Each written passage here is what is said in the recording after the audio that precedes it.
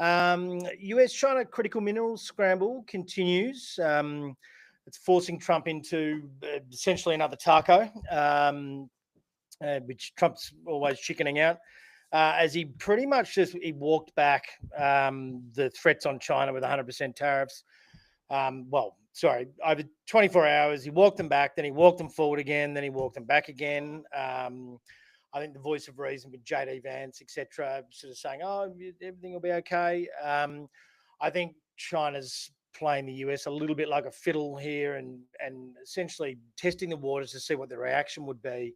But basically on rare earths in particular, which they know they have an absolute stranglehold on. So it's sort of being walked back. Saw a massive bounce in in all of the equity markets. I think it's probably a little bit overdone. Personally, I think the tensions are still there. They're certainly still there in terms of how precious metals markets are monitoring and seeing all this. Obviously, you do have as well the added central bank buying, etc., and the de-dollarization adding to the silver, gold, platinum, and palladiums sort of up really significant rally overnight. But there's still a lot of people out there pricing in risk. So if you have a look at if you're reading the market stories from overnight, it's all about chip stocks, it's all about AI, it's the bounces US and China are going to be okay, blah blah blah blah. You read commodities or precious metals media and pundits from that side, and everyone's super concerned about US-China relations. It's all going to go pear-shaped, etc., etc., etc. So essentially, this is what we've spoken about many times in the past, and I've spoken about a lot to our clients here at MPC, is that in the age of AI and the age of Google, you're only one query away from drinking your own Kool-Aid. And finding an article or an argument that basically backs up the way you're thinking and whatever supports your portfolio. So because both can't necessarily be right really in this situation. I mean, not as severely as this has moved overnight. So you can sort of see here the Eurostock's got a little bit of it. The Aussie market, we had a lot of this already priced into futures about 1% yesterday. SPI futures were disappointing overnight, only up 0.3. Despite the fact that it was up a little bit already in the Aussie market. I used to watch overnight SPI traders, and they used to just trade relative value between the S&P. Completely different markets. I would expect the Aussie market and the SPI's mispriced this completely. I mean, we're going to have gold miners, silver miners, copper miners, any of those smaller miners and critical minerals are going to be going absolute gangbusters today, as you'll see as we get to the commodities bar chart, which I might actually just flick ahead just to show you. We've got 3% rallies in gold, 7% record highs, woohoo, in silver.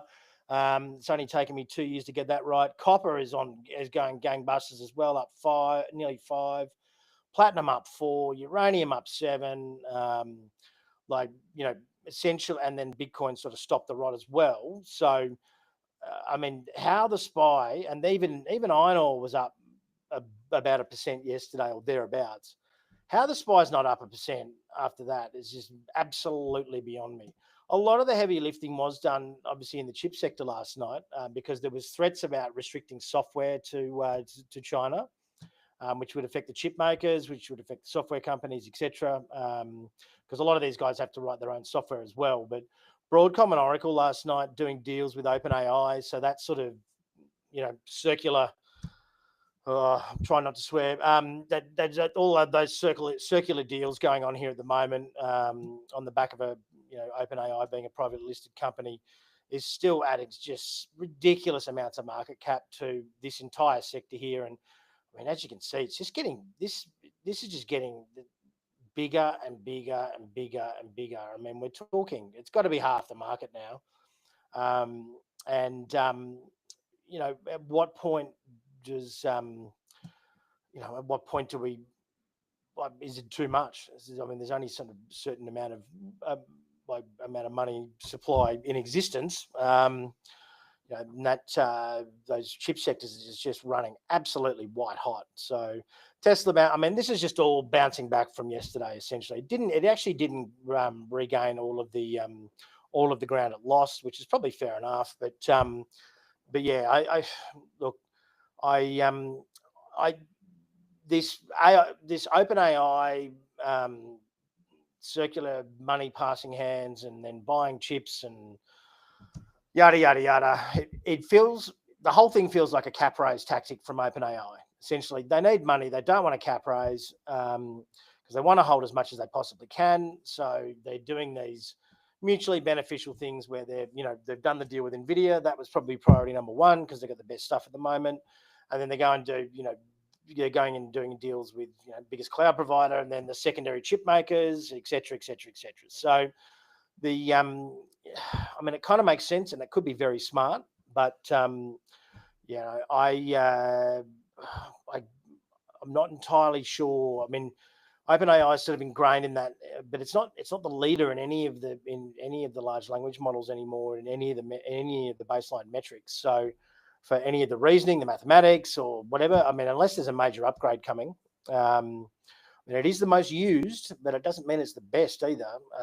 So it'll be interesting to see how all of that plays out. Yeah, look, broadly, I mean, I suppose over a 2-day period, you've probably got the healthcare sector suffering the most. We are going to have these. I'm going to come back to this. We are going to have the JP Morgan Chase, Goldman, Citi, Wells Fargo tonight.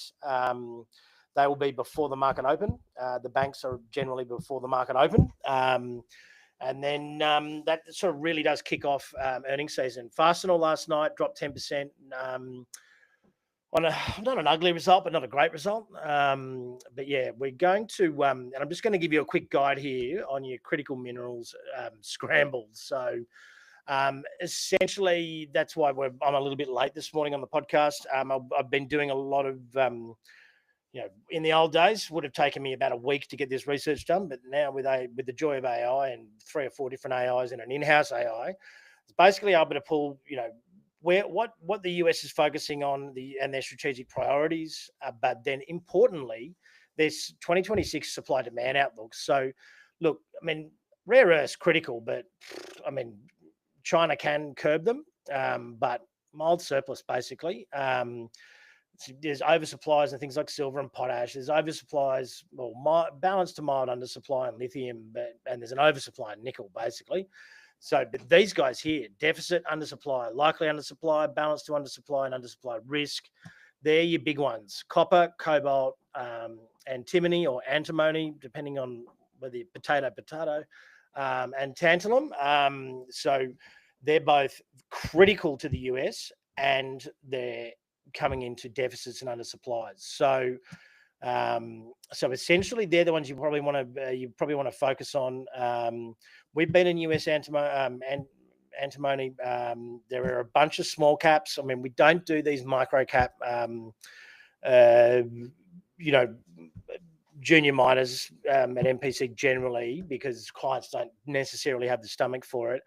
But I've heard of great things on Rockwell, TMG, and a bunch of others. But yeah, check out Agro and a few of the guys there. There's a bunch of people on Twitter that have been really focused on that space. You won't find it very hard to find. Just have a look at Agro space on Twitter handle, and then go down the rabbit hole from there. But a lot of it will be very speculative. A lot of them don't sit in the Lassonde curve anywhere near the production space. Some of them do, but it's certainly worth, like, we're a mining exchange here in Australia. If we can't find a bit of bullishness around mining and these thematics, I mean, seriously, just everyone's clearly given up and just trading ETFs now. So I would imagine if Aussie traders and active fund managers had any courage about them, for lack of a better word, we should really scramble higher today, I would imagine. And look, iron ore is not going to be in undersupply anytime soon. But, if we're going to start, your critical minerals are where the scramble would be. But this is just like commodities versus the equity market is the cheapest, or probably not now, but 6 months ago was the cheapest it's ever been. Like Nvidia was like 5 times the size of the entire mining sector. And look, I think this, I think if you add to copper, particularly in cobalt, they're used in defense and battery needs. Like these are all the same. So our high conviction thematics here at MPC, rapid data center expansion and defense are 2 big ones, and precious metals. Copper's an offshoot of gold mining, but there's undersupply, but cobalt as well. These 4 very much overlap on a bunch of super strong thematics. And look, if we get through 50 here, there's now analysts calling silver $100 and things like that. Look, I think copper's the underestimated one here. It's very close to record highs, but there is a supply deficit coming. The data centers need it. The renewable, like the rewiring of the power infrastructure for the likes of nuclear or renewables or whatever needs it. If China's property market starts to go, they're going to need it. And then the likes of cobalt as well. The lithium's on there, but there's a lot of very recently mothballed mines, which doesn't fill me with a lot of confidence that it's going to. There'll be a bunch of those shitty mines that close down that'll get reopened again. So, but these guys here, they're your good picks, because you've got overlapping wide hot thematics. You've got likely undersupply or supply deficits, and US and China are going to be playing as the feature image showed at the start. It'd be like a game of hungry hippos. It'd be just like, everyone will be scrambling for them. So we, when commodities go on runs, they can go on serious runs. So we having a look at these commodities here now, like silver. So we saw the lease rates for silver go up to about 40%. I think I spoke about it yesterday. That's really starting to play out. They're at the point now where they can't deliver, like they're having to deliver silver into London via plane. That never happens. It's so inefficient. But the lease rates, it's your interest rate to guarantee a delivery on silver is like 40% per annum at the moment. So yeah, look, gold just keeps going. Like I said, copper looks really good at the moment.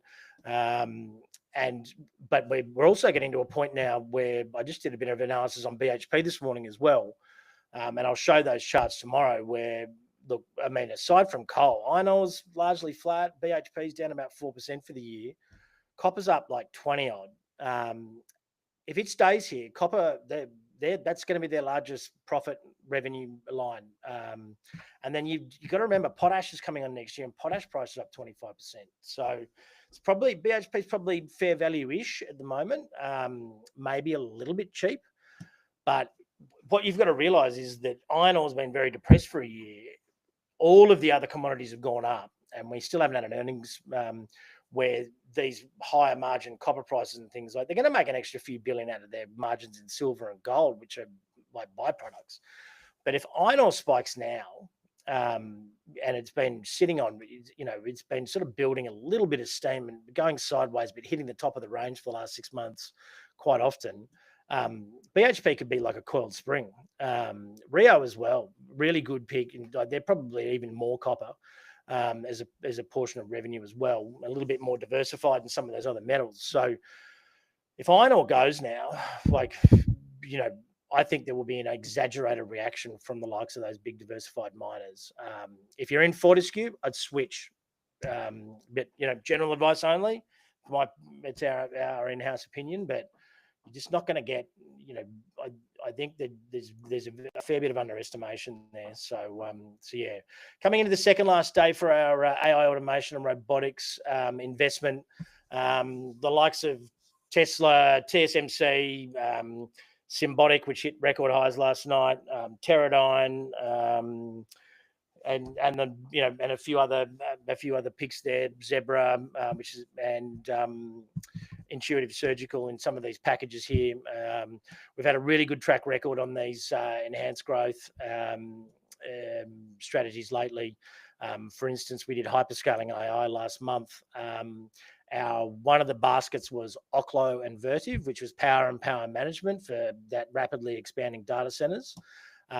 We're talking, this was 25th of the 8th was the first day for that. And so we're about 6 weeks in. That part of the strategy is already up 132%. So, and you got in that strategy, Copper Miners up 33. Ecolab, which was water, is the only one that's down. It's down 2. But Oklo's up 140%. Vertiv's up 43%. Alphabet's up 20%. Oracle's up 31%. So they were the six strategies. The 6 stocks in the strategy. So, we've had a decent track record recently in picking these, and and also our silver platinum enhanced growth strategy from 4 months ago is now up nearly 175% as well, with silver up, silver up 50 and platinum up 50 or thereabouts. So, and so, they're really good capital effective ways to go about things.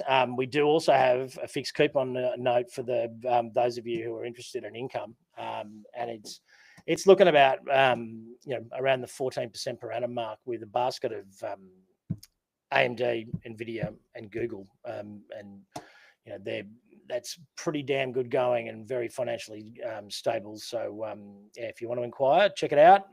There's my email's down there. But yeah, thanks for listening, guys, today. Get out there and get amongst those critical minerals, because I think there's there'll be plenty of upside and plenty of attention over the coming weeks. That's for sure. Cheers, guys.